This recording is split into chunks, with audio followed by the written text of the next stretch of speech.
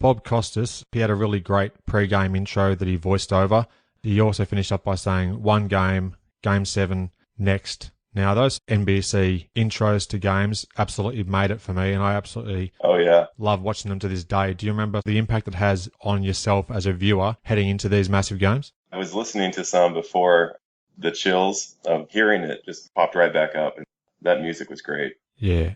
I mean, I don't want to date myself, but didn't Nelly sample it? I think he did for one of his songs. You know it's a popular song when people are using it for that type of stuff. For a minute there, I thought you were talking about Don Nelson when you said Nelly. No, not Nelly. Yeah, he might have. He was on the track with Nelly. Yeah, no, not Don Nelson, although that would be fantastic. Then you are in Australia right now. You're talking NBA basketball. You're talking great teams. You're talking great individual players. Takes it off, and there's number 23, and of course Johnny goes nuts. So I'm getting goosebumps thinking about it now. I just tried to go out there and play my game. I have no idea what you're talking about, Adam. I don't like anybody. I'm not a people person. Strand, you made the pass, yes. Christian, can you catch the ball? Yes. All the stars were aligned and all the muscles fired at the right time, and I was able to get off the ground and throw one down. I was saving that as a surprise for you. And now, introducing your host for In All Airness, Adam Ryan. Welcome to episode 69. Thanks for joining me. Today, I'm pleased to welcome a new friend of the show, Jeff Peart.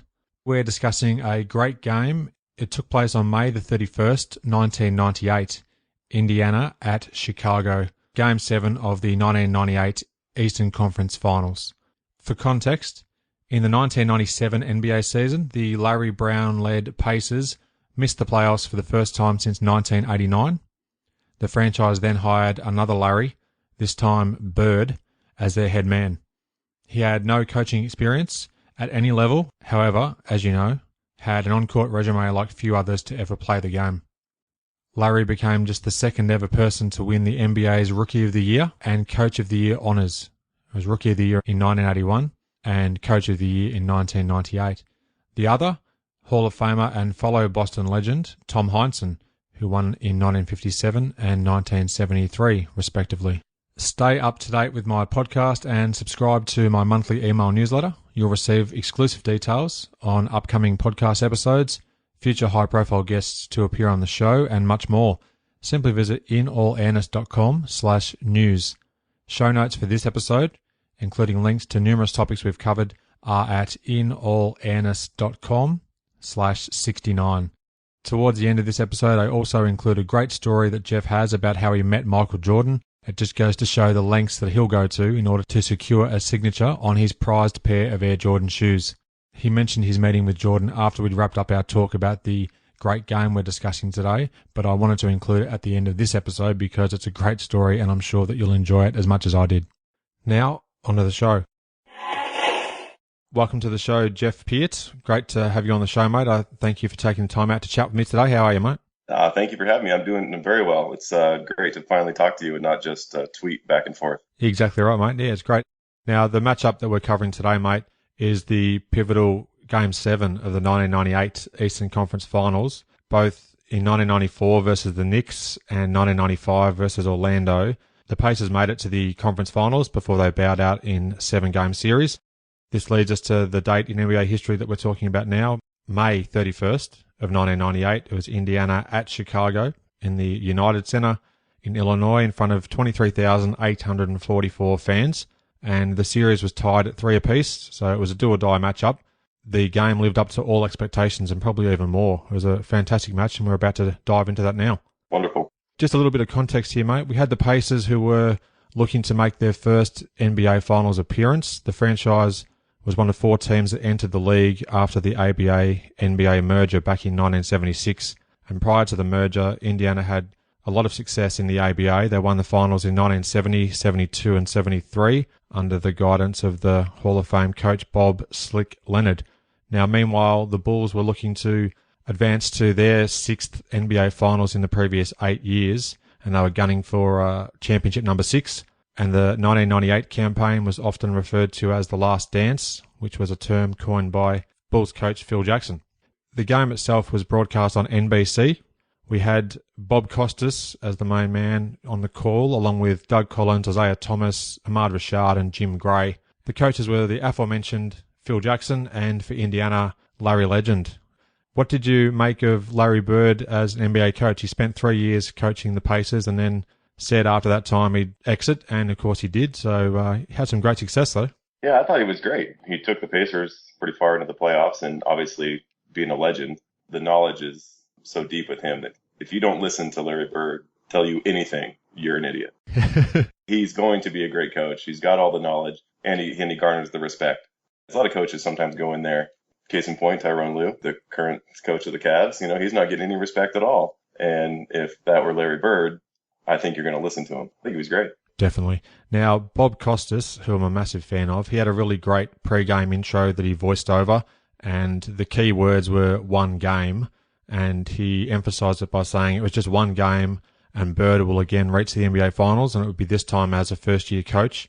And conversely for Chicago, one game to, quote, sustain a dynasty, or dynasty, however you want to say it, or end it. And he also finished up by saying one game, game 7, next. Now, those sort of NBC intros to games absolutely made it for me, and I absolutely love watching them to this day. Do you remember some of the classic ones they've had and sort of the impact it has on yourself as a viewer heading into these massive games? I was listening to some before I left my apartment to come here, and the chills of hearing it just, popped right back up. And so I can't picture it in my head, but I can hear it, if that makes any sense. Yeah, it makes perfect sense, mate. The visual of seeing it on TV sort of pops up into my head, but that music was great. Yeah. I don't want to date myself, but didn't Nelly sample it? I think he did for one of his songs. Nelly, the R&B rap artist, whatever he is. Anyways, that's stuck in my head. It's a popular song when people are using it for that type of stuff. For a minute there, I thought you were talking about Don Nelson when you said Nelly. No, not Nelly. Yeah, he might have. He was on the track with Nelly. Yeah, no, not Don Nelson, although that would be fantastic. It would be, in hindsight, definitely. Yeah. Now, I'll be dating myself here by saying this as well, but before the age of podcasts, I used to rip the audio off DVDs of the NBA games, and I'd then put them on my MP3 player and actually listen to the coverage of games from start to finish. Sadly, I'd drift off to sleep to the dulcet tones of Marv Albert quite often. Oh, jeez. You wouldn't just listen to the intro and the music, so you'd listen to the full game. Yeah, man. I just listened to the whole game. Oh, that's great. All the way through. So it's pretty sad stuff, but it got me through many years. That's fantastic. Yeah, sad. So let's move on, mate. Aside from the Bulls' blowout win in Game 5, every game of the series, including this 7th and deciding one, had a final margin of just 6 points or less. So it was a really hard-fought series, and this classic Game 7 would be no exception. So opening up the game, Rick Smits, a.k.a. the Dunking Dutchman, he dished off a pass to Dale Davis for the game's first score, and the pair combined for 44 points in the series-tying Game 6 back in Indiana. Shortly thereafter, Kukoc gave Chicago its first 3 points, connecting on a driving layup and the foul, hitting the subsequent free throw, and the Bulls were up 3-2 in the very early going. Now, a theme throughout this game, mate, and I'm sure we're going to touch on it plenty, is the battle on the boards. Jordan's first score came from a strong offensive rebound and putback, but throughout the game, rebounding was the telling factor. Oh, for sure. And I don't want to jump ahead to the end of the game, but the offensive rebounds alone, and of course second chance points that it creates, was 22-3, something like that. I have it at the end of my game notes, and I'm stealing, I believe Doug Collins said it, you can't give those guys that many chances. You can't give a championship team that many chances or you're going to get blown out. And like you'd mentioned, Jordan's first bucket was off a rebound, and that sort of set the tone. I thought with Davis, the Davis brothers, or whatever you called them on Twitter the other day, were just going to dominate because Rodman was on the bench. They were going smaller. And I thought the tone was going to be set that the Pacers were just going to dominate inside, and they absolutely did not. They both shot pretty terribly from the free throw line, both teams, but definitely came down to the rebounding edge that the Bulls had. And speaking of Doug Collins there just for a minute, mate, how great of a commentator was he, given the fact that he obviously knew the Bulls intimately as, of course, coach back during the 80s, but the fact that he could almost call players as they were happening. It was great to have an analyst such as him to guide, BobCostas and Isiah Thomas as well with his background too. Really good to hear those guys talking about things that were happening throughout the game as well. Just adds to the appeal of the broadcast. Absolutely. Reggie Miller opened his scoring account a little over 2 minutes into the game on a drive down the middle of the lane, and Smits' first basket came off a gorgeous post move against Luke Longley. He spun towards the baseline and hit nothing but net. So early on, Indiana were up 10-5, and the crowd were doing their best to try and will the Bulls back into the contest because early on things weren't looking too good for the 5-time champions. No, not at all. And it was a little surprising. In the post-game interview, Jordan admitted they came out a little bit nervous. Now, maybe you can admit that once you win Game 7, you can announce that you were nervous. If the Bulls had lost, would you have said that? But it was pretty evident that the Pacers were a little more focused and the Bulls weren't quite ready. And maybe that's because Bird suggested that the Pacers show up wearing their uniforms. I don't know if you caught that in the beginning of the intro, that I think maybe Jim Gray talked about it when they cut over to him. Bird wanted the Pacers to show up wearing their uniforms, which I thought was a very high school move. Not, of course, knocking Larry Bird's knowledge or ideas, but, bonding the team together. And then all the players had shaved heads. Was that a team bonding thing too? Yeah, that was definitely for their team unity, and it was quite alarming to see some of those guys with a shaved scone. It was, exactly. I have next to no hair as it is, so I've got to pretty much give up the game and just shave it. But some of those guys' heads probably didn't really suit the shaved head look, but that's the pot calling the kettle black for me as well, because I've got a very ugly mug. I was surprised when, seeing Mullin, because I had forgotten how just, he's got that flat top, or had that flat top at Golden State, and just how awesome it was. Then it just was shocking. And then you start looking at, everyone else down the line, and something was off. It just didn't seem right to me. It was quite jarring at first, especially when you look back on these highlights almost 20 years down the line and you see these guys with their shaved heads. But a good sign of team unity. Only if Larry Bird had shaved his head. He didn't quite go the whole way, though. Exactly. And neither did Rick Carlisle, who was also on the bench. This is the assistant. He didn't shave his head either. Yeah, that's right. But yeah, you're right. Jim Gray did mention in the lead into when the first tip was coming up that Bird instructed the guys to wear their uniforms to the game. So that was an interesting note just before they even got going. Speaking of Mullin, not to be outdone, his first basket came on a driving layup after he blew by Harper and Kukoc and scored the easy basket. And then the Bulls turned it over almost immediately before Dale Davis, one of the aforementioned Davis brothers or Davis boys, however you want to refer to them, scored on a short jumper. Now, this led to an unusual moment where Phil Jackson was forced to call a timeout, which is something he normally wouldn't do when teams would make a run against his Bulls squad. Yes. There was panic stations for the Bulls. They were down 14-5. Normally, he just let the confidence of the team build and get back to where they needed to be. But he called timeout, trying to settle the players down, mate.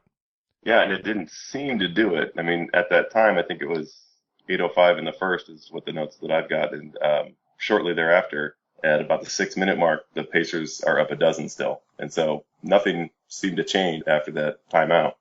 BobCostas came out with a quote, "The crowd seemingly stunned, rather quiet at this stage." Mm-hmm. That was telling already, the fact that at home the Bulls crowd were obviously on the edge of their seats already, because it could have been the end of a possible dynasty. So yeah, interesting to note. It was a position that the team wasn't in all that often throughout their 6 championships in 8 years, that's for sure.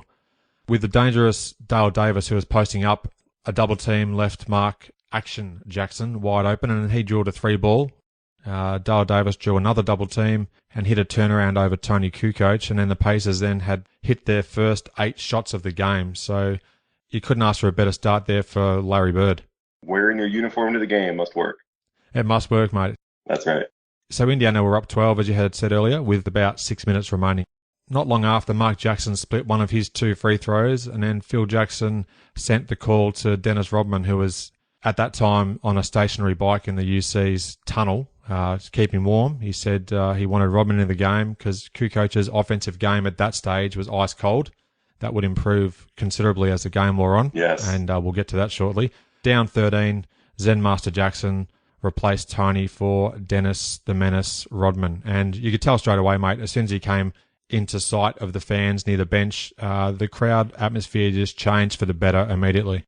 Yeah, it was great. Just seeing him come through the tunnel and, with his jersey untucked and his, I think it was an elbow pad. So nothing is on and nothing is ready, and he's just still getting this jersey tucked in. And he checks into the game, and I think he came in on some free throws and still tying his shorts, the drawstring on his shorts. Free throws go up, still tying his shorts. Second free throw goes up, misses. He has to let go of his shorts to start tapping the ball around. Doesn't get the rebound, and then has to go back on D, and he's now finally tucked in his jersey. You wouldn't want to take care of that before you come onto the court because, God forbid you're ready. Maybe Larry Bird should have told him what to do. Yeah, that's right. And get ready. But, standard Robin brought the energy. I couldn't tell exactly the color because I'm just watching some poor quality YouTube video of it, but it looked like a yellow and black striped, like a Charlie Brown t-shirt hairstyle. Great stuff. Classic Dennis Rodman really all over there. That substitution, mate, immediately paid dividends. The Bulls' pressure D led to an Indiana turnover. Longley grabbed the loose ball and then he flicked out a really pretty no-look pass to Jordan, who then hit Pippen for a big-time dunk. And even though they were down 10, the crowd were getting back into it. Miller lost the handle on the inbounds pass almost immediately, and then the crowd was really fired up. Yeah, it was kind of a compound play, really. The one turnover on the one end that Longley comes up with, kicks it to Jordan, and then Pippen has a great dunk, which when I watched it again, he made it look so simple, but I forget that he's, 6'8", whatever long as can be. Great looking dunk, and then right away, Jackson does throw it into Miller, who takes his eye off it, and it just stumbles into the first row, and the crowd goes crazy. And Miller would play well for 3 quarters. Unfortunately for the Pacer fans, he really went missing in the fourth, and we'll certainly get to that shortly. Over the next few minutes of this first quarter, Chicago did claw its way back into the game. They reduced the margin to 7 with just over 3 minutes left in the first. Unfortunately for the Bulls, their offense pretty much couldn't hit water if they fell out of a boat at that stage. No. What other sort of notes do you have there from that first quarter that took your fancy there, mate? Well, there's a play where Mark Jackson drives to the hole and Pippen gets beat and bumps him and knocks him, and Jackson falls into the first few rows. I'm big on watching the crowd. I think it's hilarious to see looking back 20 years. But there's a woman in the crowd wearing sunglasses inside. I think that's hilarious. And I'm just impressed that she was able to attend the game on the heels of her LASIK eye surgery. That's back when they used the diamond blade and not that laser. So she was so committed. She didn't look at her calendar when she scheduled that out because, that's clearly the only reason you would need to wear sunglasses inside, just coming off the heels of that surgery. That's great. Maybe she didn't see the calendar because she couldn't see. That's half the problem. Right. I miss those sort of things. Another great mate of mine, Aaron, he does love picking up little bits and pieces like that from things he sees in the crowd as well. So I just somehow tune myself out of it. But I'm glad that you picked up on this sort of minutiae because that's the sort of stuff that I love to hear about as well. So I'm glad that you spotted that one. Inside the last minute of that first quarter, Reggie Miller hit a big 3, which extended the Pacers' lead to 10. And it was 27-17. And then a couple of free throws from Toni Kukoc rounded out the scoring for that first quarter. So after one, Indiana were up 27-19, and MJ and Pippen combined for 3 of 12 shooting. So Pip had 9 points, Jordan just 2. Not a great start there for the two mainstays of the Bulls roster, but things would change for the better in the following couple of quarters. Yeah, that 3 that you're talking about, on my notes, the thing that drove me nuts about it, aside from being a Bulls fan, still watching that drives me nuts, is that MJ never got his hands up on D. He was a little bit late getting around the screen and contesting on the shot, and he kind of put his hands up, but he didn't contest. He just put his hands to about his shoulder height. He wouldn't jump at people. Now, I don't know if he didn't want to foul the jump shooter, which is the cardinal sin, but I just watched it. Obviously I watched this game for this podcast with you. I watched it a couple of times, and even though I knew it was coming, it still frustrated me that he didn't get his hands up. Yeah, you make a good point there. And also another great thing about the Pacers, particularly in this era, the amount of work off the ball that the teammates did to allow their shooters to score was just phenomenal. Here's my first phenomenal drop of the episode. Yeah. Rick Smits just setting some great screens, and just that creates the half a second stagger difference that it leads to guys like Reggie Miller hitting these big shots. So that can never be overlooked, the importance of the great teamwork of the Pacers. They ran Bulls defenders into the ground. Most of the game, Harper was on Miller chasing him around, and then Jordan would switch off as the screens would dictate, but they ran them into the ground. And you can see, we'll get to it maybe later, but you'll see Jordan gasping for air, and that, a little bit rare to see that, but that's just a testament to how hard you have to work just to stay within arm's reach of Miller and those guys. As we entered the second quarter, Jordan started on the bench, which gave Steve Kerr his first minutes of the game, and he'd be certainly an important player throughout the rest of this contest. After a timeout, Jordan then re-entered the game, and the Bulls lineup at this point consisted of Jordan, of course, Rodman, Kerr, Kukoc, and the NBA's greatest ever volleyball player, Judd Buechler. Now, I don't know if you're familiar with Judd's back history, but he was a great volleyball player growing up. And I remember one time at a Chicago home game, someone in the crowd behind the Bulls bench had a great sign which said something like, the NBA's greatest volleyball player, Judd Buechler. That's great. A little bit of backstory there. He's a very good athlete growing up, and before he focused on basketball, he was a great volleyballer from all reports. So that was interesting to note. Interesting. Well, right after Kerr hit that three, opening the second quarter, NBC cut to Bird to get his reaction, which, first of all, there was never a reaction. He was so stoic. He never gave any type of positive or negative reaction. It was just stone cold the whole time. And then the thing that made me laugh was right behind Bird on that cutaway, you just see the left side of a gentleman, and he reaches into his chest pocket and pulls out a Kodak disposable camera, which is about, I don't know, $8 maybe. I don't know what that costs, but I can't exactly see where he's sitting, but we'll say he's within the first 4 or 5 rows, maybe second row. I don't know, but he's super close to be in the shot behind Bird. You would think you could afford a better camera. I'm not going to tell this guy how to spend his money, but you pull out that little camera and you hear that it's got just no quality at all. And you just tink, tink, as you scrape to the next frame. So I want to know where those photos are, because he had to take them over to some film store, drug emporium, Costco store thing, wherever they do an hour photo, and then turn those in. And you've got Jordan, Bird, Pippen, some of the best players ever on just the lowest quality camera you could find. That was that guy's Kodak moment, we'll say. Oh, nice. I'm really glad that you're spotting these sort of things, because I just, as I said before, don't usually pay attention to the people in the background, but that's where some of the most interesting questions will arise from, is what actually happened to those photos that guy took. So exactly. You make a good point there. And that three-pointer by Kerr almost brought the house down, because the crowd obviously needed something to get them back into the game after that pretty rocky start. So it was good to see that the steadying hands of Steve Kerr did the job, particularly given his resume, of course, 1997 finals, game 6, where he secured the championship with that massive clutch jumper off the Jordan pass. Right. I just love watching Kerr shoot. His feet are set. He's totally square, and it's just I could watch it all day long. It's a thing of beauty, mate. No doubt about that. The Pacers turned it over on their next possession. Jordan made them pay on the following inbounds play, which he scored in close and tied the game at 28. So that capped off a 9-0 run for the Bulls, who were right back in the contest. And with that score, BobCostas said that Jordan became the league's all-time leader in playoff points, and he surpassed Kareem Abdul-Jabbar's tally of 5,762, and Jordan would end his career with 5,987 playoff points. And as we're chatting at the moment, mate, in 2016, Kobe Bryant ranks third with 5,640. Shaq has 5,250, and the only other two players with more than 5,000 playoff points are Tim Duncan and LeBron James. Those stats are courtesy of the great basketballreference.com. I think only 2 of those guys are going to improve their numbers this year. Kobe's certainly not going to make the playoffs. Don't think Kobe's going to make it.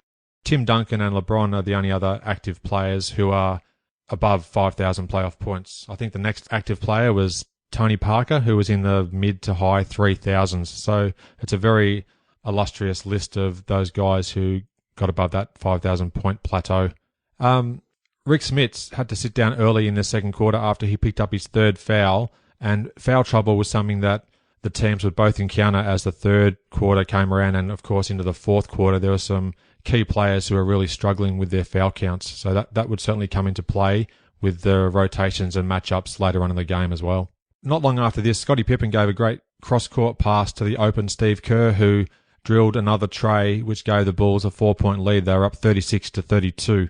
The Pacers started the second quarter ice cold. They missed 8 of their first 10 shots, and the Bulls took advantage of their second chance points and hustle plays, which helped to increase their lead at this stage. So they were right back in the game. Costas says something about it's what's known as playing a good floor game. And I think he was talking about Buechler. He doesn't come in and score. Buechler doesn't score at all in this point, but does all the little things.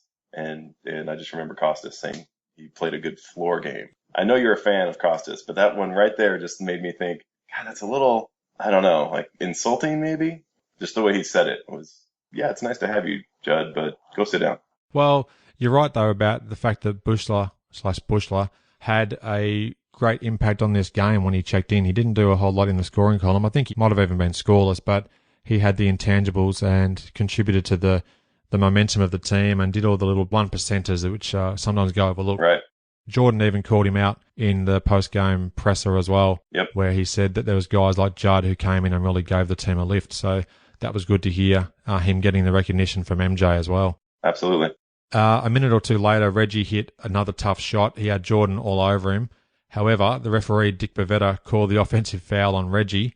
Now, I'm not entirely sure, but the ensuing close-up on Larry Bird may have revealed what would have been just his second facial expression of the game.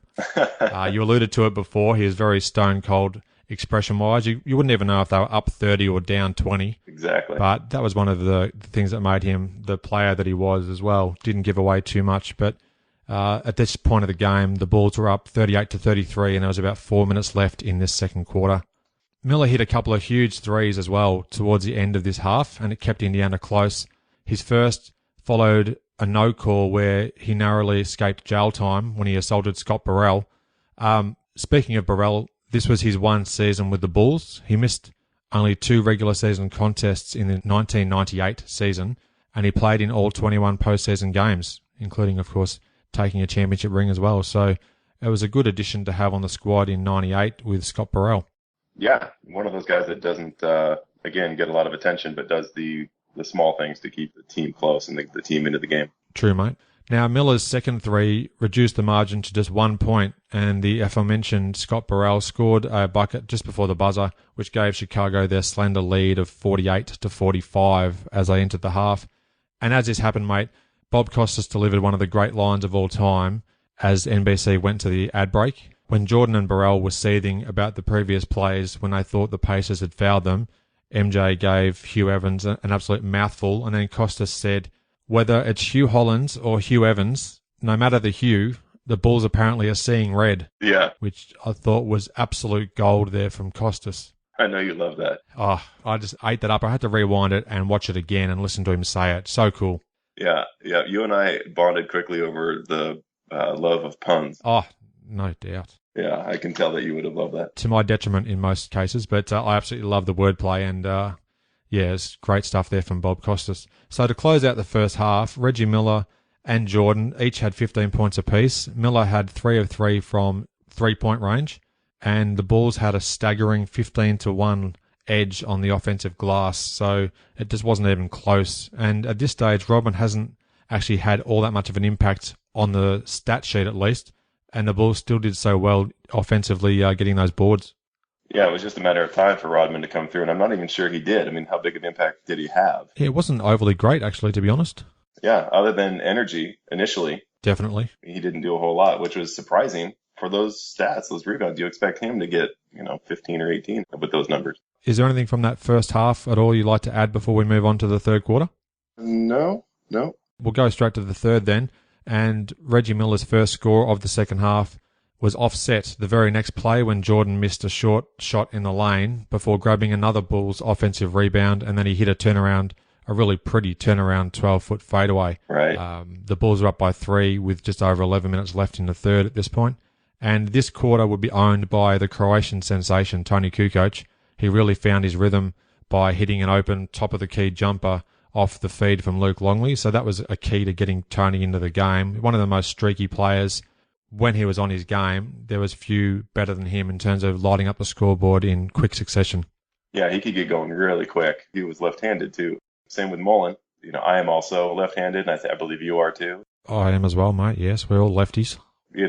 It's a pretty thing to watch. And Kukoc was great when he got going. He was just on fire. He had a great quarter in a game back in, now I'm going to test myself. I think in the 96-97 season against the Lakers at the United Center, the Bulls were down big time, and then Kukoc went absolutely berserk, hitting all kinds of shots in the fourth quarter to lead the Bulls into an overtime win. But, he could really light it up when he was on fire. The next Pacers play, Mark Jackson drilled a 3, which brought the Pacers to within 2 points. It was 52-50 at that point. But then Kukoc hit his second shot in a row off a nice cross-court look from MJ. It was really good to notice that the Bulls players were always looking to share the ball around. Obviously, Jordan's going to be a focal point, but he didn't really get going offensively in terms of his field goals. He made up for it at the line and just by driving consistently throughout the third and fourth quarters. really good to see them try to find the open looks and make that extra pass or two to get the other players into the game. Yeah, obviously the defense is going to be keyed on Jordan. So it's important for him to move the ball around. And if those guys don't step up, I don't think the Bulls win that game. I couldn't agree more, mate. Did you actually notice how well Pippen was playing defensively? He was all over Mark Jackson, just playing pressure defense.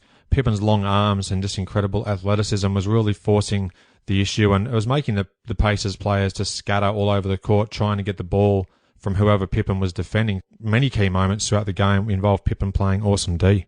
Oh, yeah. He was a beast defensively, just his size and length, like you mentioned. But just getting the ball up the floor, Jackson would, have to zigzag and change course repeatedly. Just doing that disrupts the whole flow of the Pacers offense. And they are now battling the shot clock. They're just now getting over the half-court line. Just from Pippen, checking and squaring up to Jackson just is that disruptive.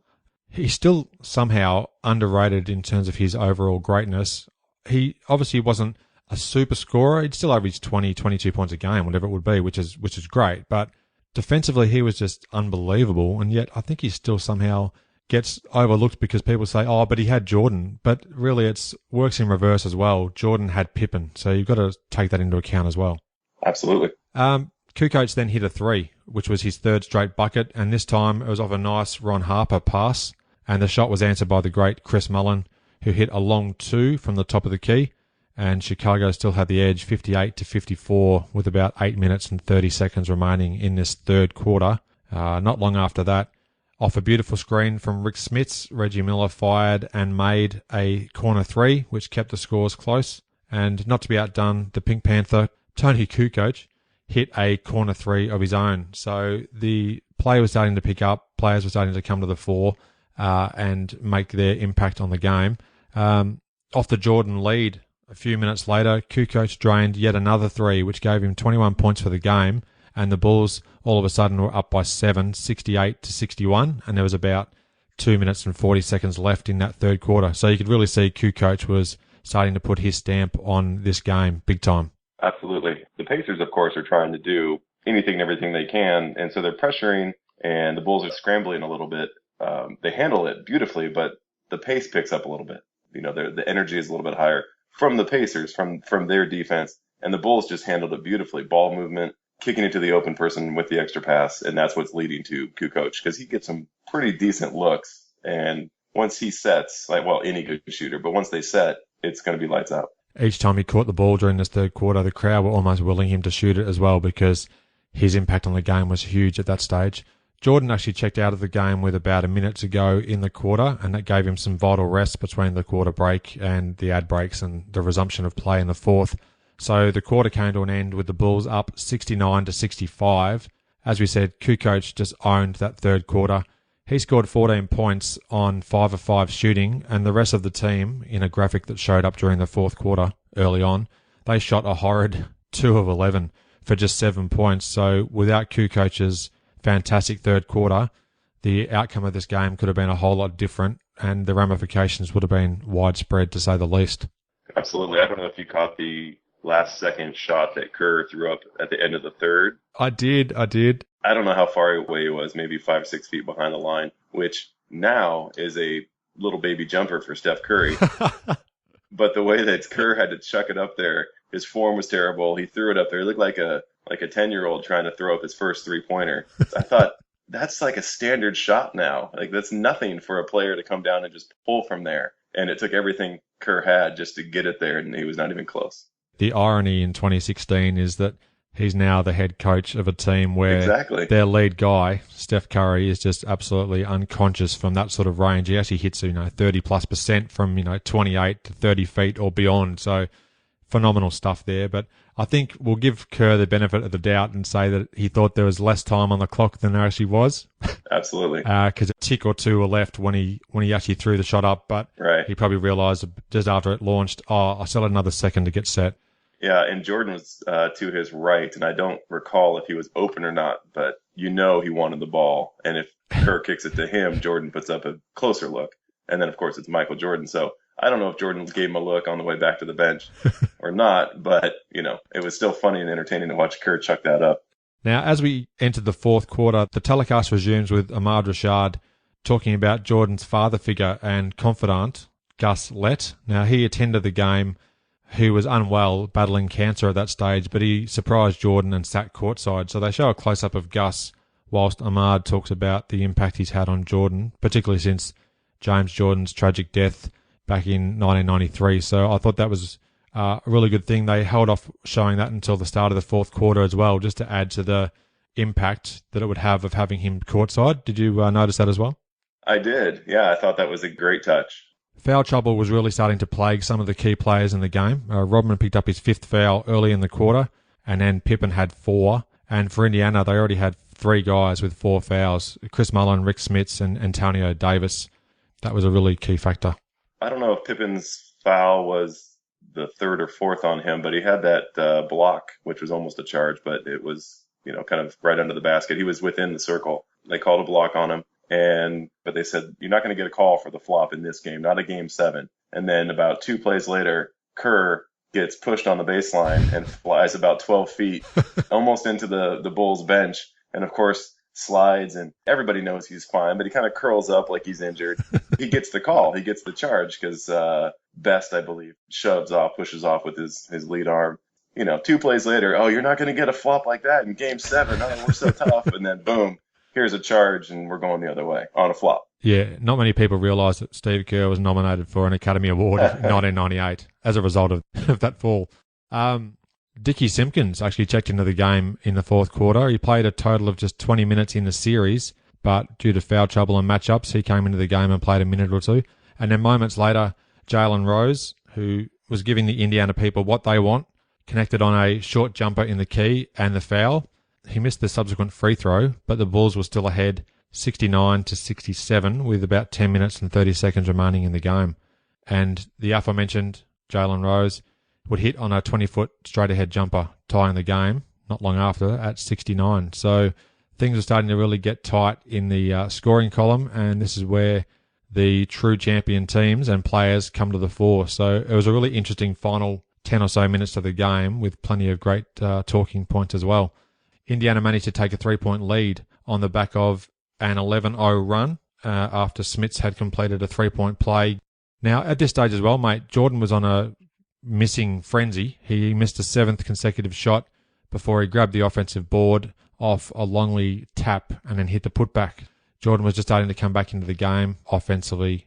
Knowing when he needs to take over, he drove the lane and threw down a really great jam, picking up the 5th foul on Rick Smits in the process. That was one of the highlights of the game too, where he just drove straight down the lane with reckless abandon, throwing back to perhaps his younger years. Once he gets his mind set on something, his determination and his athletic ability, few are going to stop him. And it was clear on that play that Smits wasn't going to do anything about it. Jordan made the free throw, and it gave the Bulls a 74-73 lead with 7.5 minutes left in the game. Now, Longley picked up his 5th foul with more than 6 minutes left to play, and it would prove really telling that he would still stay in the game and have a big impact in the closing minutes as well. After a few hustling plays from both teams, Steve Kerr found himself wide open for a big-time three-pointer, and he nailed it, tying the game at 77 with 6 minutes left. And again, that was another one of those plays where the crowd went absolutely burlesque once the shot went in. They were just wanting so badly for the team to get that victory and head into their 6th NBA Finals appearance. But before we even got to that, as you mentioned, mate, Kerr took that offensive foul from Travis Best, and the crowd was absolutely fired up to no end. At that point, Larry decided it was best to replace Travis, and Mark Jackson would re-enter the game in crunch time. I think in the previous games in the series, mostly Travis Best actually got the nod ahead of Mark Jackson in the clutch minutes, but the commentators mentioned it as well. That reversed in this game 7, where the more experienced veteran in Mark Jackson would come back into the game and try and give a steadying hand for the Pacers. Yeah, you had briefly touched on Steve Kerr and hitting those threes and then taking that charge. Was that off of the Jordan and Smits jump ball that Kerr hit that 3? Is that the one you're referring to? Oh, gee, I believe it was. There's a sequence of plays where Jordan and Smits have the jump ball. Smits tips it right to Pippen, who kicks it to Kerr, who almost jacks up a 3, but doesn't. It's not a great shot. It's a little too early. I'm guessing that's what he thought. I certainly wasn't there. He holds off. There's some more ball movement. He relocates and then gets an even better 3. That's the three that ties the game. Is that the one that you were referring to? Yeah, that is the one.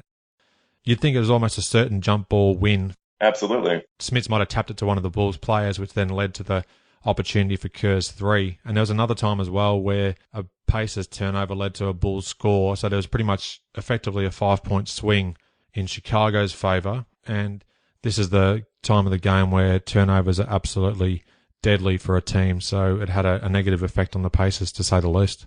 Yeah, there's a moment where at the Pacers' end, Smits is fumbling with the ball kind of near the baseline in the corner. And there was no one to pass to, but he's about to fall out of bounds, and he kind of falls to his knees, and then he throws it over his shoulder right to Kukoc, who kicks to Pippen, who kicks to Jordan. Jordan drives, and knowing he's going to get fouled, I mean, he just gets hammered, and guys are, to quote Costas, spilling all over the floor, which I thought was great because it looked almost like a bowling ball, and then just guys are falling. You know, one of the Pacers falls, and the next guy trips over him. It's just a kind of a comedy routine out there, which sends Jordan to the line.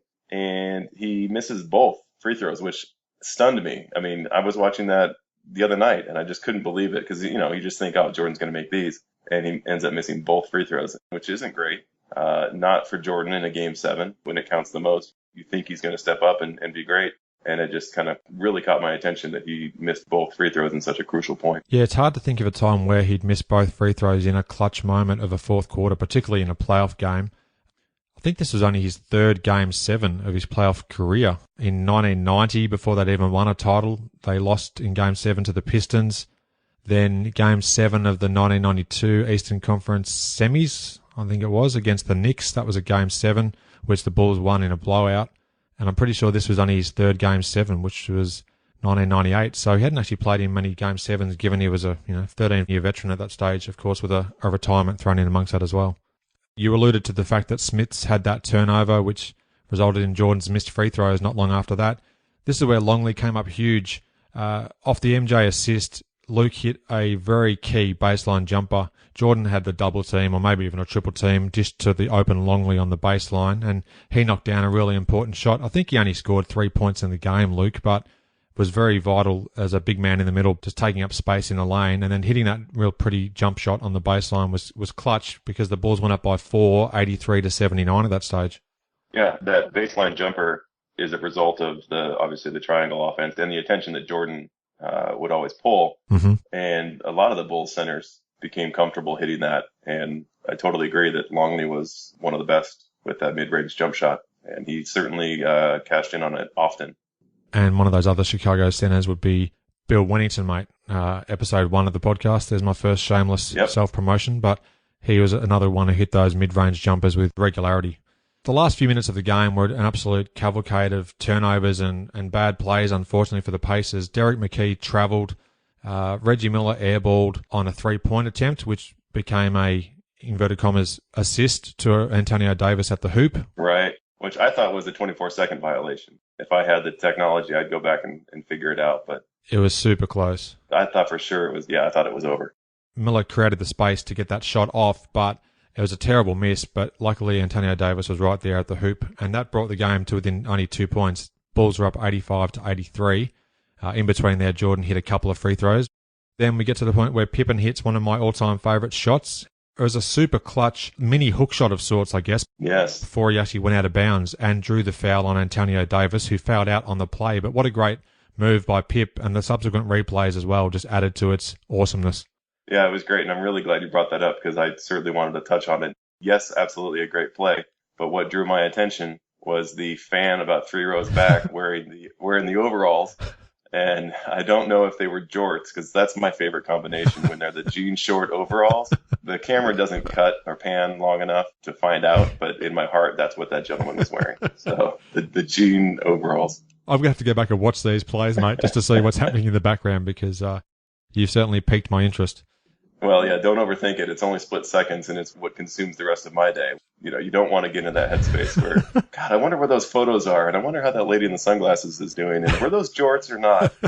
You don't want to go down that road. It's not a pleasant place. Mate, I was drifting off to sleep listening to MP3s of audio from NBC telecasts, mate. Fair. I've probably got you covered there, unfortunately. Now, another turnover from the Pacers. This time Mark Jackson turned the ball over. So that was shooting themselves in the foot, basically. Ronnie Harper had a massive offensive rebound at one stage, which was an absolute killer because it really gave the Bulls another chance to milk the shot clock, 20, 22 seconds worth before they had to attempt another shot. And then Derek McKee had a three-point attempt, which came up short. At this point, the game was all but over. The crowd were really starting to feel a sense of relief. And then Harper put the game out of reach by making one of 2 free throws. And at this stage, the crowd were absolutely jubilant. And another interesting point to note, mate, Reggie Miller was scoreless in the fourth quarter. Oh, wow.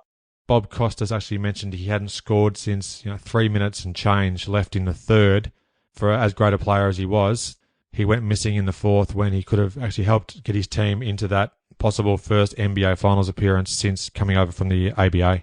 One thing off of McKee's sort of last desperation three, obviously the rebound comes off and it ends up in Jordan's hands. And it seemed like the Pacers just stopped playing. There was about 19 or 18 seconds left at that point, and nobody rushes Jordan to foul him. And he just walks the ball up about 10 feet. Finally, 3 or 4 Pacers rush to him, and he just casually throws it over the top, kind of a rainbow pass over the top to Harper. And eventually somebody gets to him and fouls Harper. But they burn a good 8-9 seconds. Do you hear that? Do you hear the ambulance behind me? Looking for Reggie Miller. Exactly, looking for his game. It went missing. My studio here is right next to the freeway, so we get that occasionally. Maybe trying to help patch up things for the Indiana Pacers.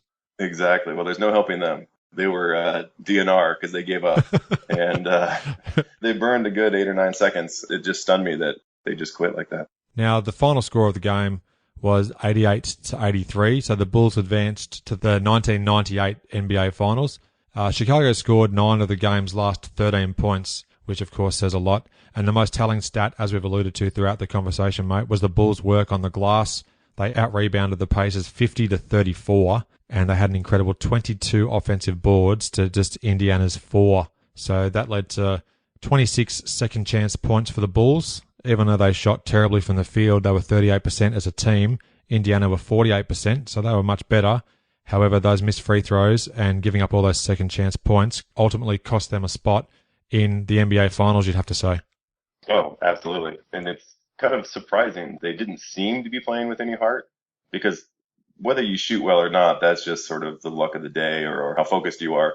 But rebounds and second chance points and giving up 22 offensive rebounds, that's just heart, hustle, determination. I don't know what the Pacers were thinking or what didn't click, but you can't give up that many rebounds or that many second chance points to the best team in the league, 2-time defending champs, and Michael Jordan and Dennis. I mean, those guys are just unbelievably talented, and you cannot give them that many chances. Yeah, it just hurt them too many times and eventually end up giving up the series in 7 games, 7 very hard-fought games. And particularly Game 4 was an absolute classic where Miller stole the victory for the Pacers in the final seconds as well, hitting that huge three-pointer. A couple of quick stats here, mate, for the game. For the Bulls, Jordan finished with 28 points on 9 of 25 from the field, but he did make 10 of 15 free throws. He also had 9 boards and 8 assists, so a great game statistically. Toni Kukoc came through huge with 21 points. Pippen had 17 points and, importantly, 12 rebounds, which is a great number there for Pip.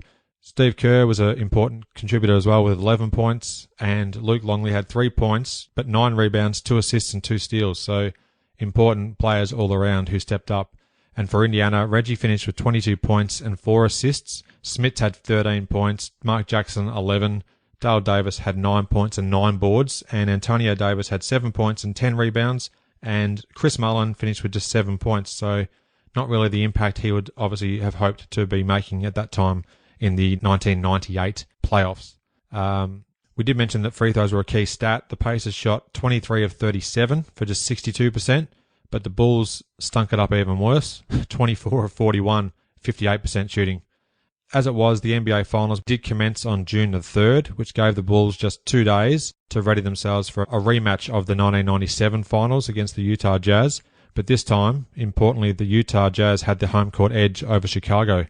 Utah actually had a lot of time off. They swept the Lakers in the 1998 Western Conference Finals. It seemed a world away because they'd been resting up since May the 24th, waiting to see who they'd be playing. Yeah, I wonder if that helped or hurt. I mean, obviously you need some time to rest and recover from the bumps and bruises of playing the Western Conference Finals, but too much time off could also hurt you. And maybe that was a factor, but you're also playing against the best player of all time. So that's also the biggest thing you're probably focused on. That makes it extremely difficult, no doubt. Now, a great quote after the game, Jordan said, "We're going in with a lot of confidence. Look at our records. We haven't lost in the finals, and that's a great confidence to have. Sure, it was a battle to get there. No one said it would be easy, but we're there. Now let's just do the job." So I think that's a nice little precursor there as the Bulls headed into the 1998 finals, which of course would culminate with their 6th championship in 8 years, and Jordan rounding out his time with the Chicago Bulls. That pretty much rounds out the game there, mate. Did you have anything you'd like to add? Just the post-game interview. When you have such a great game, you get invited to the desk with BobCostas and Collins and Isiah Thomas. The thing of note was right away, Costas goes right into Kukoc. "You know, a lot of people have called you soft, and do you feel that you played soft tonight?" He said it 2 or 3 different times and in 2 or 3 different ways, which, coming off of a great game, Game 7, you're on your way to the finals. That's exactly what every player wants to hear. "Hey, nice job out there. But by the way, we still think you're soft, so good luck in Utah." That's how I took that. Did you notice Kukoc smiled widely when Costa said that? Oh, yeah. I thought that was quite telling also. I thought he did a great job. I didn't think he was soft at all. No, not soft. That rounds out the particular game we're chatting about today, mate. One of the greats in terms of the Bulls dynasty and advancing to their 6th finals series. You are based in Oregon, so you live in Portland? Yep, Portland, Oregon. And you're born and raised there, from what I believe? Yes, sir. Grew up in the suburbs and then moved down into the city maybe 10 or 12 years ago. Obviously, your love of basketball goes back quite a way. I've read through your bio over the last couple of weeks whilst we're getting this chat organised, and I know that you've said that you played something like semi-professional basketball at one stage. Yeah, I grew up playing basketball, bounced around a couple of colleges, started at junior college and then ended up at some D2 school that no one's ever heard of. Then took a couple of years off, just started working and playing in like some local city leagues. And then a semi-pro league started up here in town. Well, a team appeared in town. I mean, the league is around the country and a few places around the world. And I got into that league. And I spent a year and a half in that and moved up one level to the ABA and played for the Portland Rain. Well, I shouldn't say I played for them. I made the team and then got cut about, 4 weeks into the season. So, and then back down to the IBL, the league that I finished my quote-unquote career in. What height are you? 6'4". So what sort of position were you mostly playing? Well, it varied. So, in high school at that age, you're 3 and a 4, and then you go up a level to college and you become a 3, and then you move up to my next level, the semi-pro level, and I was a 2. And then once I moved up into the IBL and I became a 2, I wasn't fast enough to hang with the guards. I became the 13th man on a 12-man roster. I would play 3 or 4 minutes a game. My only role was to stand in the corner, and if anybody helped off, I would just catch and shoot. I wasn't quick enough to go around anybody. I mean, it was the limit of my ability at those last couple stages. I had a great time, but, my position is sort of undefined. It was just go stand over there, don't get in the way, and don't be a defensive liability. Did you enjoy the chances you had when you were playing in those different leagues? Oh, absolutely. In high school, I knew as a kid that I wasn't going pro, so I had no delusions of grandeur that I was going to make a career out of this. I was just going to work as hard as I could and get as far. And after college, I thought I was done, and then I got bigger and stronger because I was about 6'2" or 3" in high school and stayed that way, and then had kind of a growth spurt and just matured. 17, 18-year-old versus a 25-year-old are two different people. Yeah. So once I became a little bit bigger and stronger, made it into the league, and had a great time. Made some great friends, still friends with them. And at the end of that, I didn't stop playing. I just wasn't able to play at that level. And so I went back to the city leagues and play in the A League. And then I got older and moved down to the B League. And now I'm down in the C League. And it just keeps going. And I still love playing. My body can't do it anymore. I've got some pretty bad knees and a bad back from all the basketball, but I still love it. That's great. And what about your interest in the NBA? How far back does your love for hoops go? And I guess the Portland Trailblazers, of course, would play a big part in your love of the game. Yeah. So growing up, I was a huge Michael Jordan fan, which is how you and I got connected through your podcast here. Mm-hmm. And so every inch of my room was covered in Jordan, right? posters, the Wheaties boxes and the shoes and the clothes. And I tried to just get as much as I could, which was hard growing up in Portland because everybody assumed or thought or, felt I should have been a Blazer fan. But, Nike and Jordan got a hold of me early. So Jordan fan growing up, which like millions of kids and millions of people, being a Jordan fan was a great ride. And then after he retired, either time, I became a hometown fan, not because I'm jumping on the Blazer bandwagon, but just because I wanted obviously a team to root for and wanted to pick one. And there's, of course, no one better than your hometown team. So I certainly wasn't going to pick, the Bucks or the Magic or some random team just because I had to. It was an obvious choice to root for the Blazers. But, in the 92 finals when the Bulls-Blazers squared off, it was a little awkward because I'm rooting for the Bulls and everyone around me is going for the Blazers. You're an outcast for a couple of weeks. That's right. Fantastic. I'd love to quickly chat about your podcast. Sure. Appropriately named the Jeff Piet Show. It's been great. Myself and my co-host Casey Bay and Gary Packwin had been working on it for about a year, trying to get everything together, get the equipment and timing, because 3 guys trying to come together was a little bit hectic on our schedule. But we launched in January. We record every Monday and it goes up Tuesday morning. And it's been great so far. Yeah, it's been a lot of fun. That's great, mate. So how can people follow your movements and how can they find you?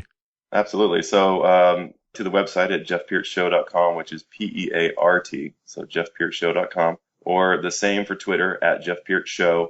Those are the 2 places. You can get us on iTunes, you can get us on Stitcher, or you can get us on SoundCloud and just search The Jeff Peart Show. Thanks again for coming on the show and chatting about this particular game, mate. I hope to have you back on again at some stage down the line and we'll chat about some other topics or games. That'd be good fun. Absolutely. I've been a fan for a while. In fact, listened for quite some time, and then you had made a call for reviews on iTunes. I did. And I sent one in because there was a particular moment during blanking on the number of the episode, but you were talking about the 88 All-Star game. Okay, episode 38, mate. Yep. Sad that I remember all this sort of stuff. No, that's fantastic. I know all of my episodes too. That's fantastic. Good stuff.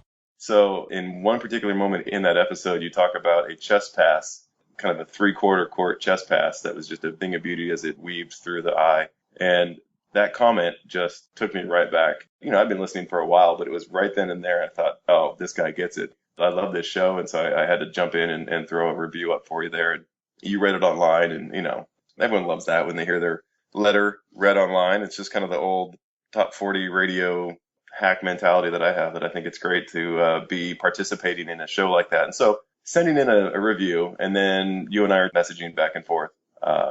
I always wanted to be on the show. I thought it was great and you offered and love to come back anytime. I could do this all day long. Great to hear. And thanks for adding that review as well. Always love a good podcast review, which they always help, of course. And yeah, I hope that listeners to the show here will have a chance to check out some of your work as well. And you had a particular basketball-themed episode where you chatted to the owner of a store called Dead Stock Coffee. It is, yeah. There's a sneaker-themed coffee shop here in Portland called Dead Stock. A friend of mine, we worked together at Nike, and he left to open up this sneaker-themed coffee shop. It's been great. I mean, it opened up in mid-February, and just a ton of press, ton of foot traffic. He's doing great. I highly recommend checking him out if you guys ever make it to Portland or any of your listeners are here on the States. I don't know if it's worth coming all the way around the world for a cup of coffee, but if you do, I'd be glad to buy you one.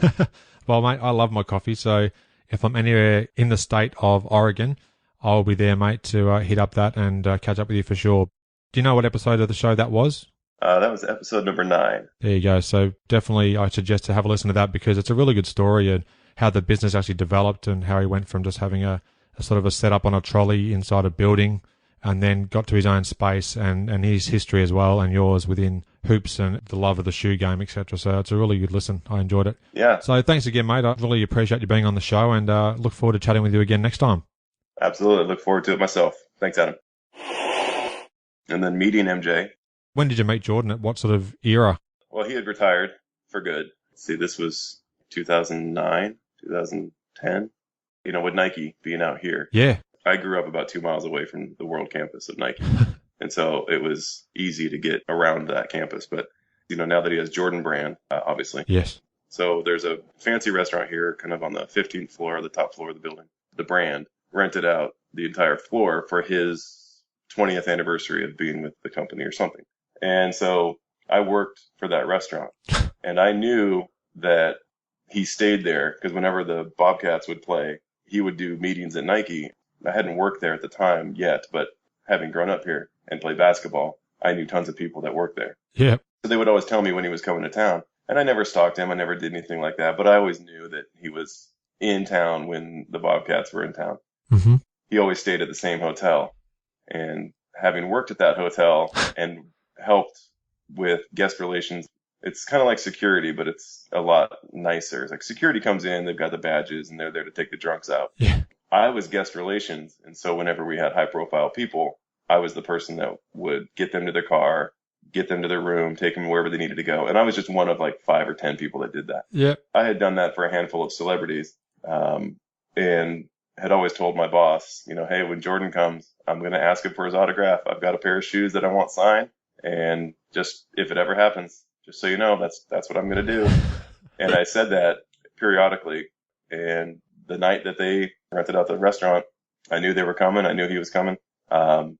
Nike comes in with their handlers because they come in like the day before to set everything up. Yep. And they pull all the employees together and they say, we don't want you to ask for autographs. This is the time for him to relax. There's going to be a bunch of other celebrities here. Spike Lee was there. Barkley and Charlie Murphy is a friend of his, Eddie Murphy's brother. Anyways, all these pseudo celebrities because nothing compares to Jordan, right? Yeah, of course. So I again tell my boss, I absolutely hear them. They do not want us to do it, but I'm going to do it. So if I get fired, totally understand. I just don't want you to be surprised or thrown under the bus because I'm going to do it. And so we're all set up. Everything's coming. He gets off the elevator, and I'm the first to greet him. Oh, my. I just introduced myself. I introduced myself to his wife. I forget her name now. Cuban model, whatever her name is. Yvette, something or other? Yvette, yeah, something like that. I'm not sure. I can't remember either.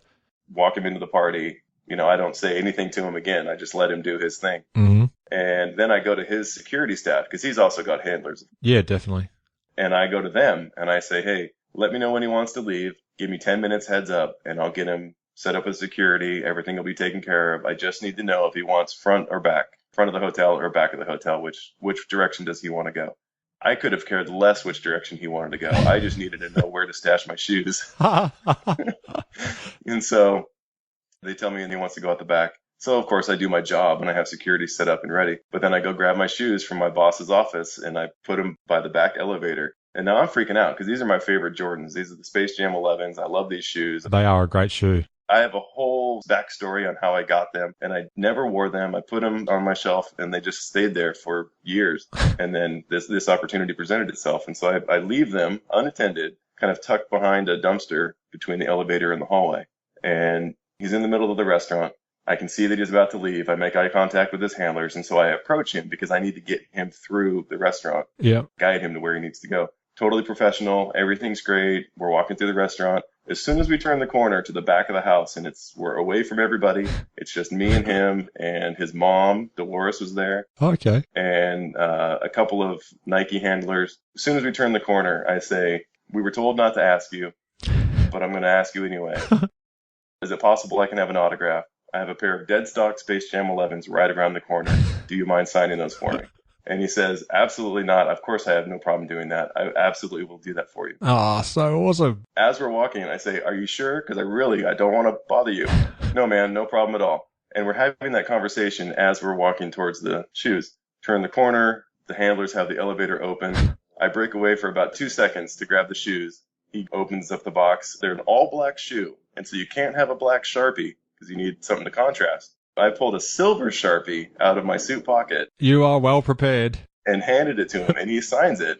And now my favorite shoe, signed by Michael Jordan, has to go back in the box and tucked away under the dumpster because I have to finish my job and get him to his car. Oh, man. And so there's that moment of, okay, now I'm in the elevator. My shoes are separated, but I'm with Michael Jordan, his mom, the 3 people that told me don't do that. And now I'm trapped in an elevator with him. And it's tense and it's awkward. And MJ pauses and he goes, this dude was ready. Did you see his pen? He was ready. And so that broke the ice. Everything was fine. That filled the ride down to the lobby. And then as soon as we open the door, his car SUV is right there. Oh. He gets right in and he's gone. Now I have to get back on the elevator, go up because I have to take his mom to her room. So now I have to leave the shoes even longer. And, she's a lovely woman, made small talk, no big deal. Great lady. Mm-hmm.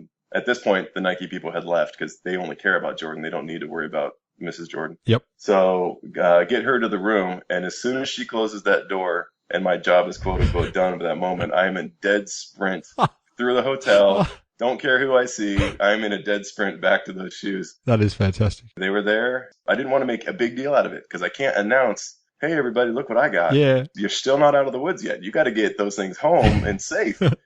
So I take him back into my manager's office, walk him into his office, and then never bring it up again. So only my boss knew because I've told him, of course, and nobody else knew what was going on or what I was doing.